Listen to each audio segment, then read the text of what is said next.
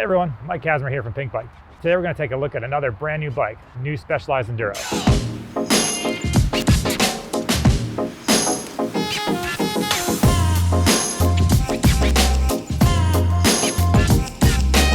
Enduro's been mainstay in the Specialized lineup for years and years, but this year it gets a complete overhaul, brand new frame design that looks a lot like the new demo downhill bike that's been having some really good results in the World Cup.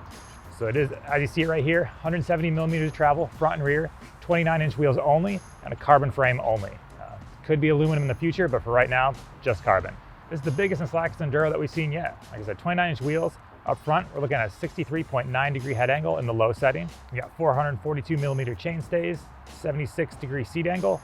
And as far as sizing goes, they've gone with their S sizing system. We saw that in the Stump Jumper Evo. So basically the idea is that you can choose your bike based on the reach number rather than something like C-tube height. So on this bike, there's 4 sizes, S2, 3, 4, 5. And that starts at a reach number of 437 millimeters for the small, all the way up to 511 millimeter reach for the S5. So pretty good range in there. As I mentioned before, suspension design, completely different for this bike. It's based off what you first saw on the new demo.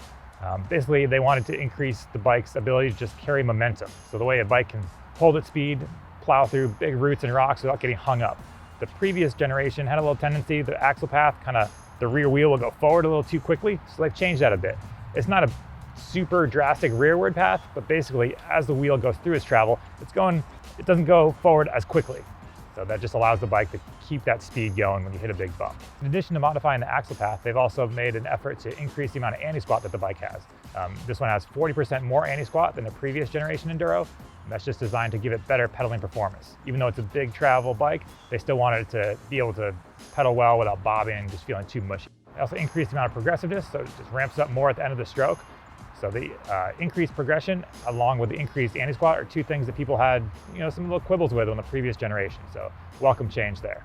There's 4 complete models of this bike. It starts at $4,500, goes all the way up to $9,750 for the S-Works version. You've got that specialized swap box, so you can hold all your gummy bears, snacks, old burritos, everything. Just goes right in there. It also comes with a little handy tool under the top cap of the head tube. So you can really just hop on this bike, toss your water bottle on, get out there, and you don't have to bring a pack if you don't want to, if you're on a shorter ride. So always nice to see. Other details, you just have super clean internal cable routing.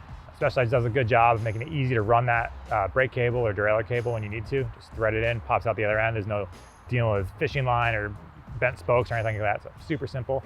You also got a little fender to protect that rear shock. You got the nice chain flap protector. Specialized was the first one that I know of that came out with the chainstay protector that has the little ridges on it. Just really helps quiet that chain down when it's flapping against the chainstay.